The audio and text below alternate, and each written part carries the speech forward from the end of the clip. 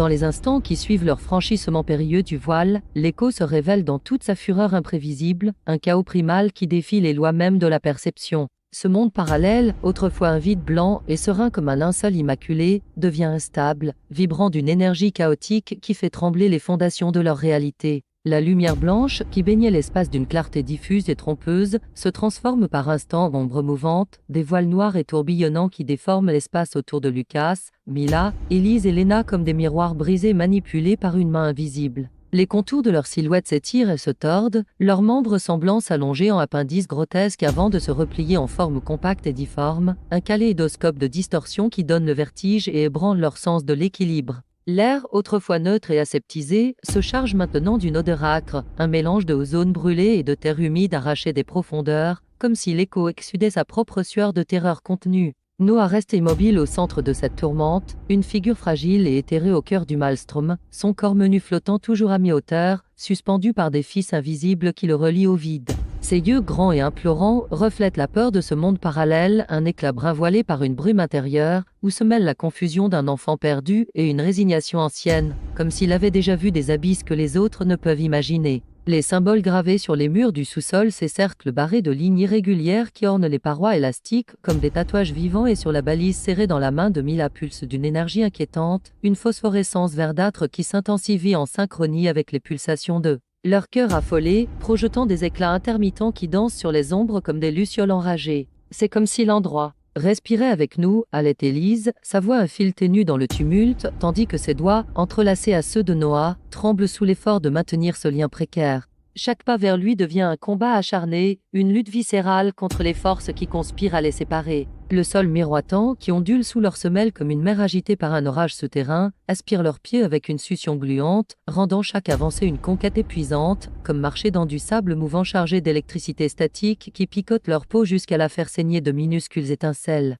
Les ombres semblent se multiplier exponentiellement, naissant des recoins flous de la blancheur pour se mouver vers eux en une marée inexorable, des tentacules d'encre qui s'étirent et se lovent, cherchant à rompre le lien fragile qui maintient Noah dans leur portée, ce halo doré qui émane de la main d'Élise, un phare vacillant dans la nuit éternelle. Élise tient sa main avec une concentration farouche, ses ongles enfoncés dans la chair froide de Noah, canalisant toute sa volonté pour ancrer cette connexion, sentant à travers elle les échos de ses peurs, les flashs de sa disparition près de la rivière, le cri étouffé avalé par les eaux, la solitude infinie de ce néant. Imaginé par les Français avec confiance, en seulement 3 mois. Marre des progrès lents, de la grammaire compliquée et des méthodes inefficaces? Découvrez Mastering French From à un tous et à Increment, une méthode rapide et complète. Passez de bonjour à une expression avancée, avec des leçons claires et structurées. Tous les niveaux du sacre, la grammaire, le vocabulaire et l'oral, en seulement 15 minutes par jour. Commencez aujourd'hui. Parlez français avec confiance. Votre avenir commence maintenant.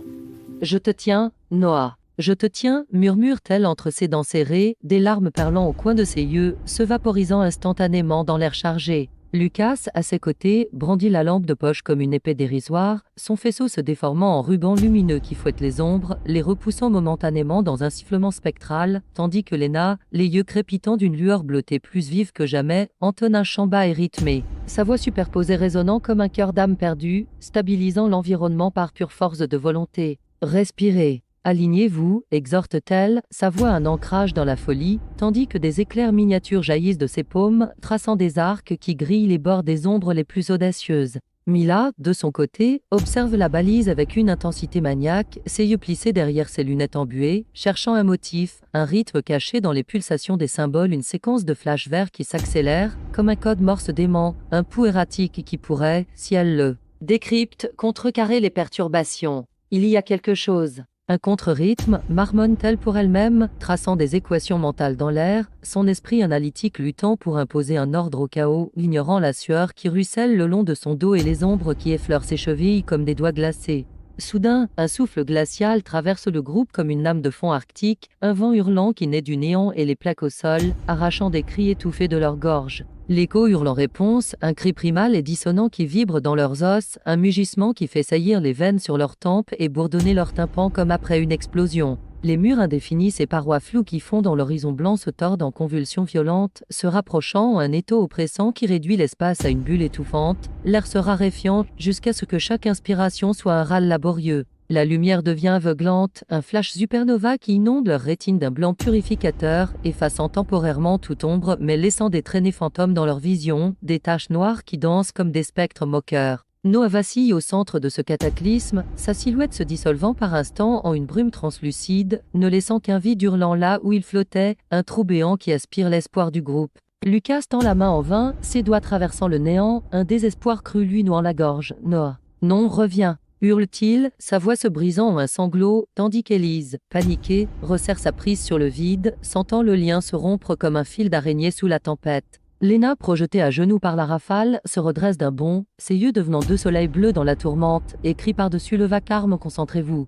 L'écho se nourrit de la peur, mais vous pouvez le contrôler avec la foi. Croyez en votre cercle, en ce qui vous unit Noah et à vous, pas à lui. Ces mots, portés par une onde télépathique, perçant le hurlement comme une lame, résonnant dans leurs esprits comme un appel aux armes, un rappel que leur humanité collective est leur plus grande arme contre ce miroir vorace. Le groupe, uni dans cette précarité absolue, synchronise leur respiration en un rituel désespéré, des halètements profonds et réguliers qui se calquent les uns sur les autres, un rythme primal qui fait battre leur cœur à l'unisson thump, thump, thump comme un tambour de guerre contre l'abîme. Élise ferme les yeux, canalisant sa foi en ce lien forgé dans les rires partagés et les nuits d'angoisse, imaginant un filet de lumière tissé de leurs souvenirs communs, les parties de cache-cache au bord de la rivière, les secrets chuchotés sous les couvertures. À mesure qu'ils s'alignent, que leurs volontés se fondent en une harmonie tangible, la lumière blanche se stabilise, passant d'un éclat frénétique à une lueur douce et constante, un phare qui repousse les distorsions comme une marée descendante. Les ombres, ces entités affamées, reculent légèrement, se repliant en murmures réticents, leurs tentacules noirs se rétractant dans les recoins flous comme des bêtes blessées. Noah apparaît plus solidement, sa forme se solidifiant en une présence tangible, ses yeux s'ouvrant pleinement pour fixer le groupe avec une reconnaissance poignante, un regard qui dit tout gratitude, amour, un merci muet qui illumine son visage pâle d'un sourire fragile, le premier depuis sa disparition. C'est nous, souffle Lucas, une larme traçant un sillon sur sa joue, tandis que Mila hoche la tête, la balise dans sa main ralentissant son pouls erratique en un rythme apaisé, comme si l'objet lui-même approuvait leur victoire naissante. Pourtant, cette victoire semble aussi fragile qu'un château de sable face à la marée montante, un répit précaire dans une bataille loin d'être gagnée. Une vibration sourde secoue tout l'espace, plus forte, plus profonde que jamais, un grondement viscéral qui émane des tréfonds de l'écho comme le battement d'un cœur géant enragé, faisant onduler le sol en vagues qui les déséquilibrent, projetant des éclats de lumière blanche comme des éclats de glace. La frontière entre le monde réel et l'écho commence à se fissurer, des lézardes lumineuses des failles d'or pur et crépitant apparaissant autour d'eux en un réseau de veines éclatées, menaçant d'engloutir tout ce qu'ils connaissent, les rues familières de Valmont-sur-Rivière, les rires étouffés des habitants, la rivière, qui coule paisiblement en surface. Par ses fissures, des visions fugaces perçant, un bout de pavé craquelé, un volet claquant au vent, le père de Lucas penché sur son établi, inconscient du chaos qui gronde sous ses pieds. Ça s'effondre. Tout. Gémit Mila, sa voix chevrotante trahissant la fêlure de son rationalisme, tandis que les ombres, repoussées mais pas vaincues, testent les bords des failles, tendant des pseudopodes pour les happer. Léna, sentant l'urgence comme un picotement électrique dans ses veines, prend une décision radicale, son visage se durcissant en une masque de résolution forgée dans les épreuves passées. L'écho doit être stabilisé depuis l'intérieur, ancré par une volonté qui transcende le cercle. Elle s'avance vers Noah d'un pas déterminé, fendant les ondes de choc comme une figure de proue, et pose ses mains sur ses épaules frêles, ses paumes crépitant d'une énergie bleue qui se déverse en lui comme un torrent vital. « Tenez bon !» Donnez-moi tout, exhorte-t-elle, et les adolescents Lucas, Mila, Élise se tiennent fermement les mains, formant une chaîne humaine qui pulse d'une énergie collective, envoyant leur courage, leur peur transmutée en force pour maintenir le monde en équilibre précaire. Élise sent le flux passer à travers elle, un courant chaud qui la relie à Noah comme une veine ouverte. Lucas ferme les poings, puisant dans les souvenirs de son père et des secrets enfouis. Mila visualise ces équations comme des boucliers mathématiques, imposant l'ordre au désordre. Le grondement devient un hurlement assourdissant, un cri qui déchire l'air en lambeaux, faisant vibrer leurs dents et leurs os jusqu'à la moelle, un crescendo qui culmine en une symphonie de chaos où les fissures s'élargissent en gouffres béants, aspirant des bribes de leur monde un fragment de la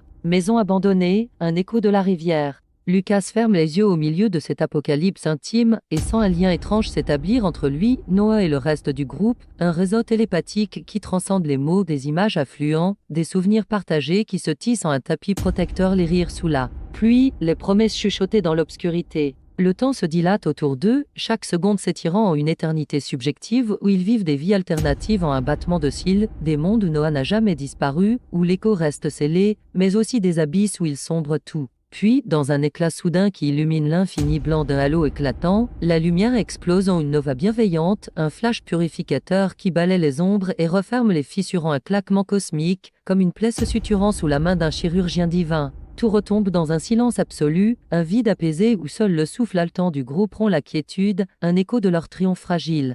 Ils ouvrent les yeux, clignant dans la pénombre résiduelle, et découvrent Noah enfin stable, capable de bouger normalement. Ses pieds touchent le sol miroitant avec un bruit mat, rassurant, et il titube légèrement en avant, tombant dans les bras d'Élise dans un sanglot muet, son corps chaud et réel. Contre le sien. Je suis là, murmure-t-il d'une voix rauque, éraillée par des semaines de silence, un son qui fait jaillir des larmes collectives, un soulagement si pur qu'il en est douloureux. L'écho s'est calmé, sa fureur retombant en une vibration résiduelle, un bourdonnement sourd et distant qui rappelle que le danger n'est jamais loin, comme un prédateur sommeillant sous la surface. La porte métallique, derrière eux, s'est refermée d'elle-même, et ils remontent l'escalier en colimaçon dans un silence épuisé, émergeant dans la maison qui semble ordinaire à nouveau les draps jaunis sur le mobilier, les dessins d'enfants jaunis au mur, la poussière dansante dans les rayons de lune qui filtrent par les fenêtres craquelées. Mais l'ombre de ce qu'ils ont traversé persiste dans chaque coin du sous-sol, une fraîcheur persistante, un murmure fugace quand le vent se lève, un symbole qui semble cligner de l'œil dans l'obscurité.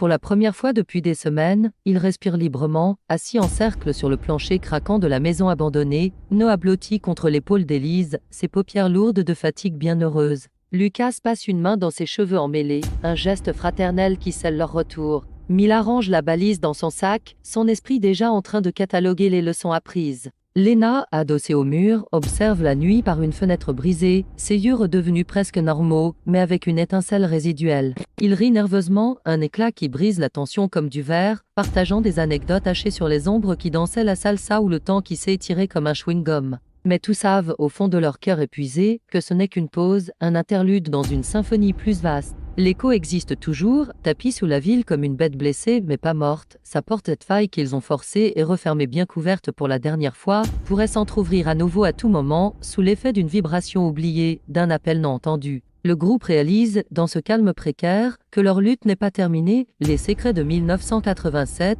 les disparitions passées, les murmures qui persistent dans les rêves d'Élise, tout cela forme un réseau plus vaste, un écheveau d'énigmes qui s'étend au-delà de Valmont-sur-Rivière. Chaque pas dans leur ville le long des rues pavées, au bord de la rivière scintillante, sous les yeux complices des adultes pourrait les rapprocher de nouvelles ombres, de nouveaux échos qui attendent dans l'obscurité. Debout sous le ciel étoilé qui s'éclaircit enfin, ils se jurent en silence de veiller, unis contre l'invisible, prêts à affronter ce qui viendra, car l'écho, une fois éveillé, ne dort plus jamais vraiment.